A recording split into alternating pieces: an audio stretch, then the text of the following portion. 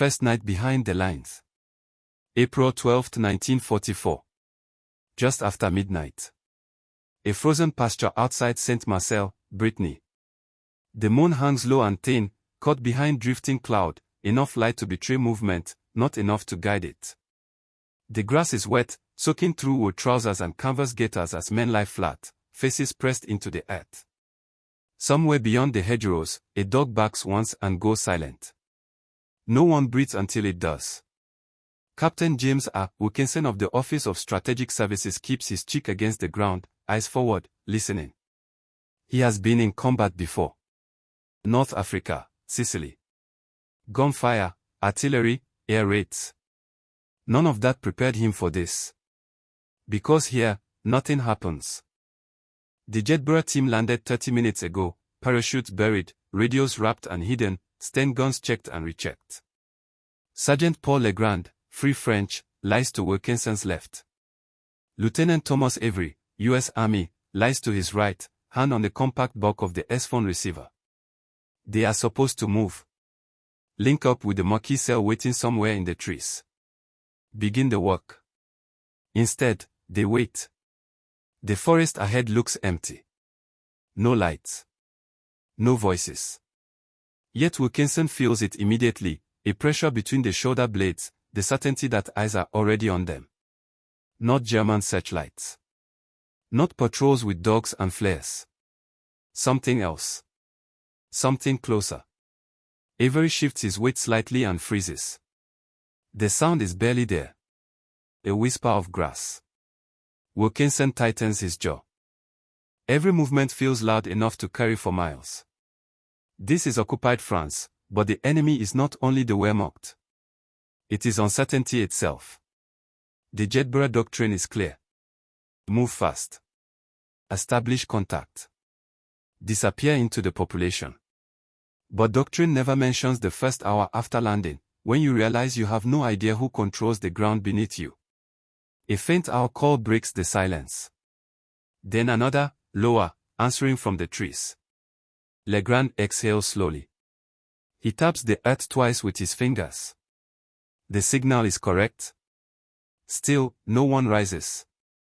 Wilkinson's mind runs through possibilities. German counterintelligence using local signals. A trap. A test. He waits another 4 minutes, counting heartbeats. 43. 44. From the hedgerow, a figure separates itself from shadow.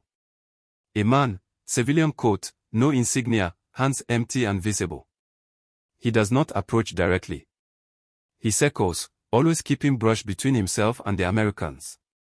You see it then, the way guerrilla war announces itself. Not with an attack, but with restraint. With control. The man stops 10 meters away and kneels. He does not speak. He looks past Wilkinson, past Avery, scanning the field behind them. Only then does he meet Wilkinson's eyes. He nods once. The pressure does not lift. They move into the forest single file. No lights. No talking. Branches part silently ahead of them, guided by hands that know exactly where to push. Wilkinson notes every detail. The way paths appear where there should be none. The way no twig snaps underfoot. The way they never walk in straight lines. This is how it begins. By dawn they are in a camouflaged camp deep in the woods. Dugouts roofed with earth and leaves. Weapons wrapped in oilcloth. Boys barely old enough to shave, and old men with farmers' hands, all watching the newcomers with calm, unreadable faces. The Maquis commander introduces himself as Jean-Luc. No rank. No surname. He speaks softly, as if volume itself is dangerous. He offers coffee that tastes of smoke and rust. While they drink, Wilkinson realizes something else. No one here asks questions. They already know the drop time. The equipment. The code phrases. The number of men. They know which villages are compromised, which roads are watched, which barns have German informants sleeping inside them. Avery whispers later, barely moving his lips. How do they know so much? Legrand answers without turning his head. Because they watch everything. That night, German trucks roll along the distant road. Headlights off. Engines throttled low. The Maquis melt into the forest before the sound fully arrives. Wilkinson follows, heart pounding, senses stretched tight. He sees nothing. Hears almost nothing. But he feels it again. The sensation of being observed. Of standing in a place where unseen men have already chosen where you will step, where you will hide, where you will die if you make a mistake. In the dark, as the convoy passes without stopping, Wilkinson understands the real weapon at work here. Not explosives. Not ambushes. It is the knowledge that the enemy is never gone. Only waiting. The eyes that never blink. April 15, 1944. 3 days later. Forest of Lonvaux, Brittany. Rain comes in sheets, drumming softly on leaves thick enough to swallow sound. The Maquis camp no longer exists. By sunrise, it is only disturbed earth and broken fans, every trace erased. Wilkinson watches Jean-Luc's men walk with practiced speed, burying fire pits, scattering footprints, dragging branches to confuse shape and direction. When they finish, the forest looks untouched, ancient, indifferent. They move again before full daylight. Wilkinson has learned the rules. Never ask why a route changes. Never assume yesterday's safe path remains safe today. Never look back.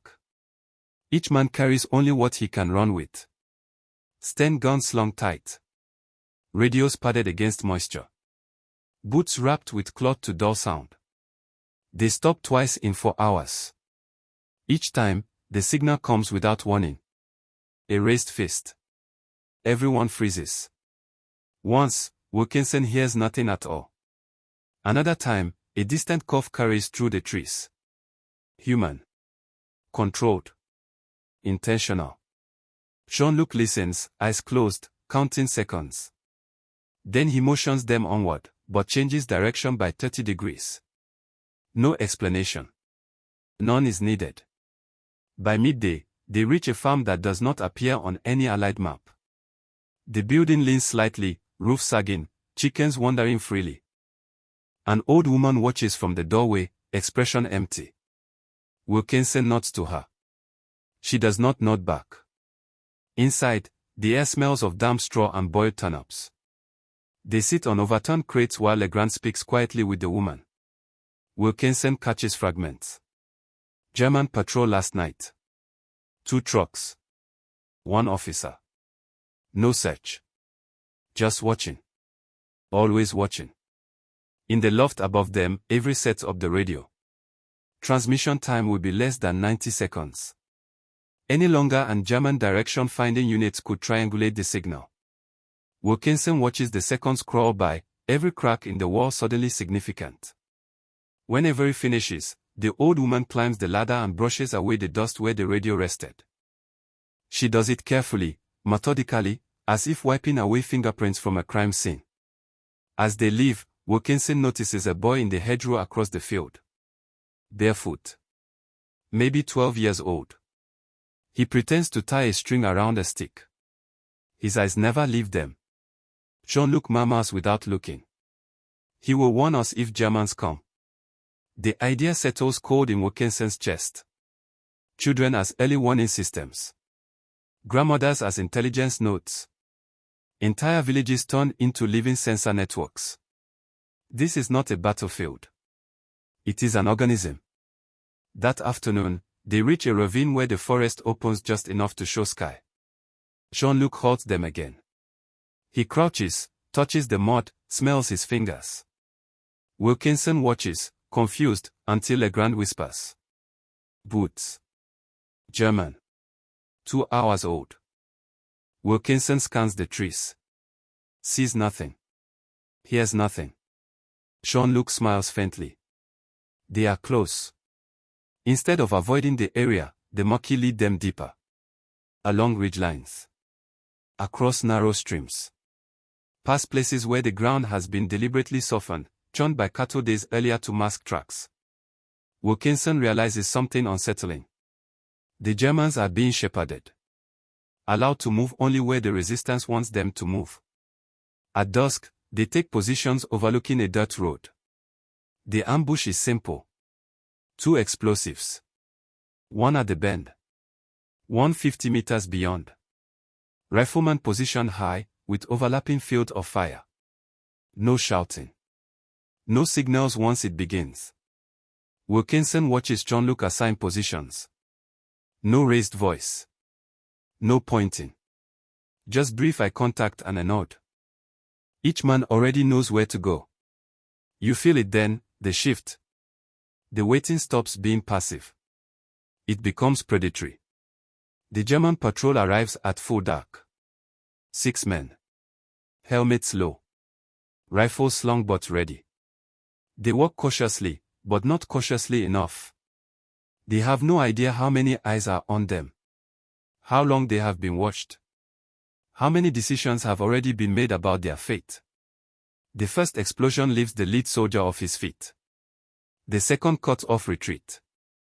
Gunfire is brief, precise, devastating. Wilkinson fires twice, controlled, center mass, just as he was trained. When it ends, the silence feels heavier than before. Jean-Luc does not linger. Bodies are searched quickly. Papers taken. Weapons removed. Then they vanish, melting back into terrain that offers no hint of where they went. Later, miles away, Wilkinson sits beneath a tree, heart still racing. He realizes something profound. The fear he felt since landing was not accidental. It was cultivated. Maintained. Fed deliberately into the enemy. German units in the region will report the ambush. They will say they never saw attackers. That the forest itself seemed hostile. That every village feels compromised. Every road watched. Wilkinson understands then why elite units crack under this kind of pressure. Because there is no front line. No rear. No moment when vigilance can drop. Even now, resting, eating cold bread, he feels it again. That sense that someone is watching. Not hostile. Not curious. Assessing. Judging. And deciding whether he is still useful. Living inside the enemy's mind. May 2, 1944. Near the village of Plumalek. The German response does not come immediately. That is the most unnerving part. 4 days after the ambush, nothing changes. Patrols continue on the same roads. Checkpoints remain thinly manned. Officers act as if the forest is empty. Jean-Luc explains it one night while they eat in silence, huddled beneath a tap stretched low between trees. The Germans want us to move again. They wait to see where. This is the second layer of the war. Not bullets. Not explosives. Anticipation. Wilkinson listens, rain dripping from his helmet rim. The Maquis have already moved camp twice since the ambush, not because it was compromised, but because it might be soon. They do not wait for certainty. They act on possibility. At dawn, Avery intercepts a fragment of German radio traffic. The signal is faint, but clear enough. Request for additional reconnaissance units. Mention of civilians being questioned. Of informants being paid. Jean-Luc nods. They will not find us. That afternoon, Wilkinson accompanies Legrand to observe a village from high ground. Through binoculars, he watches German soldiers speak politely with farmers. Cigarettes exchanged. Laughter. A handshake. It looks almost friendly. Then he sees the tension. The way villagers keep their hands visible. The way eyes flick constantly to windows and doorways. The way conversations never quite settle. You can feel the strain even at a distance. Legrand whispers. The Germans think fear flows one way. They are wrong. That night, the Maquis strike again, but not with violence. They cut telephone lines to 3 villages. Not all of them. Only enough to force the Germans to rely on runners. They sabotage a bridge but leave it passable, just dangerous enough to slow vehicles and fray nerves. Wilkinson begins to understand the design. Every action is meant to whisper rather than shout. To suggest presence everywhere, commitment nowhere. German patrols increase. Larger now. More cautious. They stop more often. Listen longer. Fire flares at nothing. The forest answers with silence. One evening, while moving through dense undergrowth, Wilkinson hears it again. A branch snap. Too close. He raises his stern, heart slamming. Jean-Luc freezes instantly. His hand rises slowly, palm open. From the shadows, a figure steps forward. Another Maquis unit. They do not exchange names. Only a brief exchange of information, murmured, efficient. A German counterintelligence team passed nearby 2 hours earlier. 2 officers. 1 local guide. Jean-Luc's face hardens. That changes things. They alter course immediately. Not away from the Germans, but around them. Wilkinson feels the invisible geometry shift. Lines of movement redrawn in his head, paths intersecting and diverging. They stop near a stream before midnight. Jean-Luc assigns Wilkinson to overwatch. He lies prone, rifle resting on a log, eyes scanning darkness so complete it feels solid. Hours pass. This is where the fear deepens.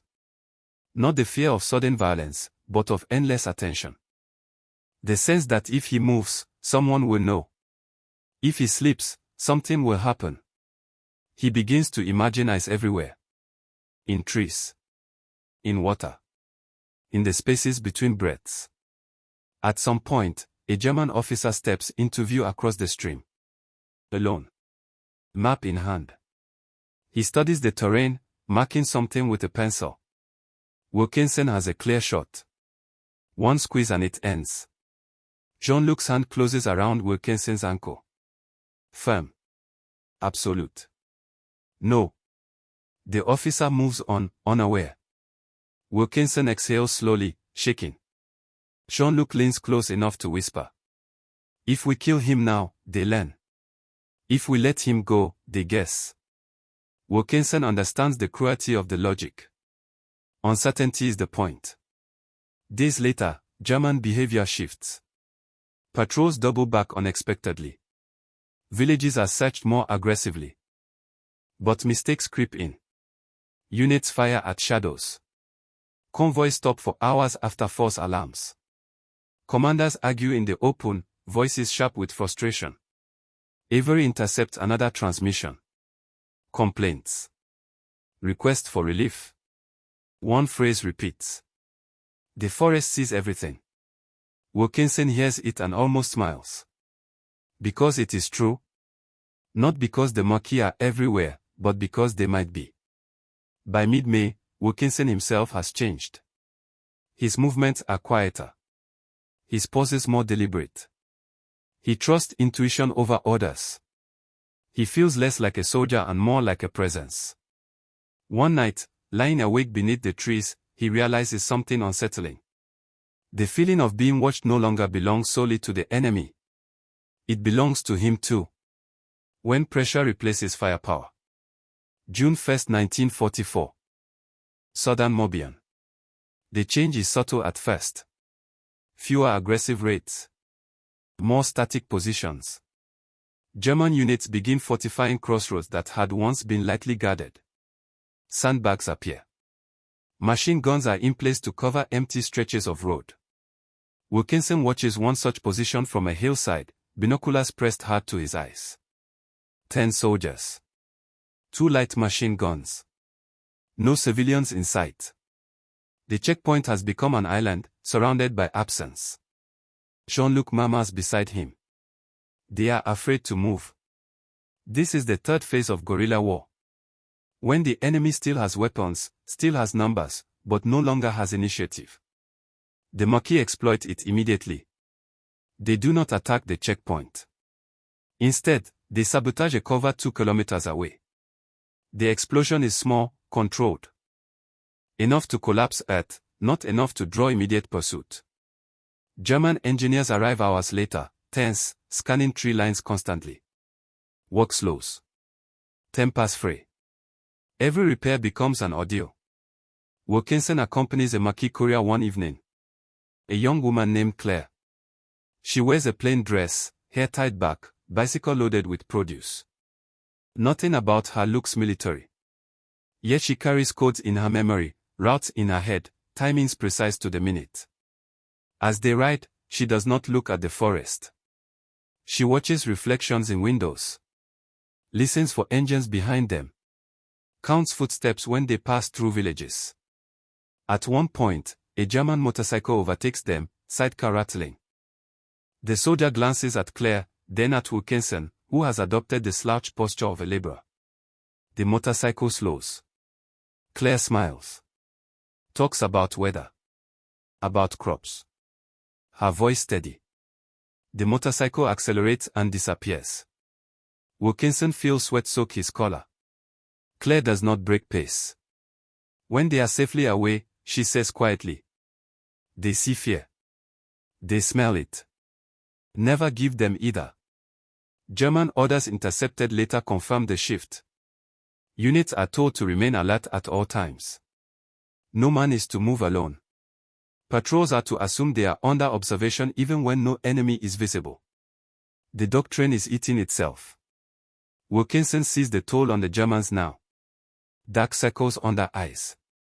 Fingers always near triggers. Voices sharp.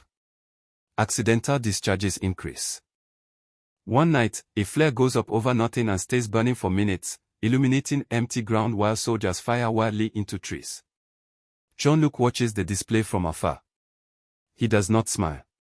He studies. Counts rounds by sound. Later, he explains. Fear wastes ammunition. Wastes energy. Wastes time. By early June, Allied invasion rumors spread through the countryside. German units are stretched thinner, guarding bridges, roads, rail lines. Every movement requires escorts. Every decision is delayed by uncertainty. The Maquis increase their presence without increasing contact. They leave signs of passage deliberately. Footprints that lead nowhere. Empty camps abandoned hours earlier. Cut branches placed just visible enough to be noticed. Wilkinson recognizes the technique from North Africa. Psychological shaping of the battle space. But here, it feels more intimate. Personal. One afternoon, they observe a German reconnaissance unit moving cautiously through woods the Maquis have vacated. The soldiers stop often, scanning. One turns suddenly and fires into brush. Nothing answers. Jean-Luc whispers. He is already broken. Wilkinson feels a chill.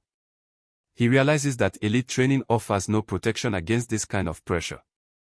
No amount of marksmanship or discipline can counter an enemy that refuses to be seen, refuses to be fixed in place. That night, Wilkinson dreams of eyes opening in the dark. Hundreds of them. Watching. Waiting. He wakes to the sound of movement. Not German. Maquis shifting positions. Always alert. Always aware. The fear remains, but it has changed sides. The enemy learns too late. June 6, 1944. Dawn. Normandy burns far to the north. News reaches the Maquis camp through Claire's network before any radio transmission. Allied landings confirmed. Paratroopers reported. German units redeploying in confusion. Jean-Luc absorbs the information silently. Then he issues instructions. Not to celebrate. Not to attack recklessly. To tighten the net. Wilkinson feels the atmosphere change immediately. This is no longer about pressure alone. Now the purpose sharpens. Delay. Disrupt. Disorient. German convoys begin moving south, racing toward the front. They move fast, headlights on despite orders, nerves stretched thin. The Maquis strike with precision. Trees felled across narrow roads. Bridges dropped at the last moment. Ambushes executed and abandoned before German support can respond. Wilkinson participates in 3 actions in 2 days. Each one brief. Each one devastating. German officers shout orders into empty forests. Return fire hits nothing. Between actions, they vanish. Avery intercepts panicked transmissions. Units reporting unseen attackers. Roads declared impassable due to enemy observation. Request for air support that never arrives. The Germans are no longer hunting. They are reacting. One afternoon, Wilkinson watches a German column halt abruptly. No ambush. No explosion. Just a sudden stop. Soldiers dismount, weapons up, scanning trailings. They wait 20 minutes. Then they retreat. Jean-Luc watches through binoculars. He says quietly, "They imagine us where we are not." That night, a captured German corporal is brought to a temporary hide. He is shaking. Sweat-soaked. Eyes darting constantly. He insists on sitting with his back to a tree. Wilkinson speaks with him through Legrand. The man describes weeks of tension. Of never knowing when they were being watched. Of villages that felt hostile even when silent. Of officers who no longer trusted maps or reports. The forest knows, he keeps saying. They release him before dawn. Blindfolded. Spun around. Sent walking in a direction that will not lead back to camp. Jean-Luc explains afterward. He will tell others. The fear spreads faster that way. By mid-June, German operational movement in the region collapses. Units arrive late or not at all. Supply trucks are abandoned after minor incidents. Bridges remain intact but unused. Wilkinson realizes something profound. The Maquis did not defeat the Germans by force of arms. They defeated them by occupying their thoughts. This is what made even elite units feel constantly watched. Not because someone was always there, but because someone could be. On his final night before extraction, Wilkinson sits alone, listening to the forest. The pressure he felt on his first night returns, but now it feels different. Familiar. Almost comforting. He understands now.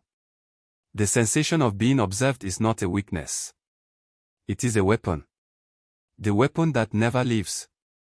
June 18, 1944. Near the coast. Pre-dawn. The extraction point is a narrow meadow pressed between forest and marsh, chosen not for convenience, but for control. Every approach is visible. Every line of movement accounted for. Wilkinson arrives with Jean-Luc and a small escort, moving slowly, deliberately, as if even now haste could be punished. The radio transmission is brief. Coordinates confirmed. Time window narrow. They wait. Wilkinson feels it again. The same sensation from the first night. The certainty that eyes are on him. Only now, he knows whose. Somewhere beyond the trees, Maquis watchers lie concealed. Others stand in villages miles away, listening for engines, watching roads, ready to warn. Even as he prepares to leave, the network holds. A distant engine hum grows louder. The aircraft arrives low, fast, skimming the dark. The meadow floods with wind and noise. Figures move quickly. No lights. No shouting. Wilkinson shakes Jean-Luc's hand once. Hard. Final. Then he is gone. Weeks later, debriefed in London, Wilkinson struggles to explain what made this campaign different. Intelligence officers ask about numbers. About weapons. About tactics. He answers carefully. He tells them the forest itself became the weapon. That patience replaced firepower. That fear was shaped, directed, and sustained until it hollowed out an enemy from the inside. He tells them that elite training means nothing when you cannot locate the threat. When every pause feels watched. When every decision carries unseen consequences. Years later, veterans of special operations would describe similar feelings in jungles, mountains, cities. The sense of constant observation. Of invisible adversaries shaping behavior without firing a shot. They would never forget it. Because once learned, this tactic does not fade. It follows you. Into sleep. Into silence. Into places where nothing seems to move. Wilkinson never forgot it either. Long after the war, walking alone through quiet woods, he would sometimes stop, listening. Feeling the pressure return. And he would smile faintly. Not because he was afraid, but because he knew someone always could be watching.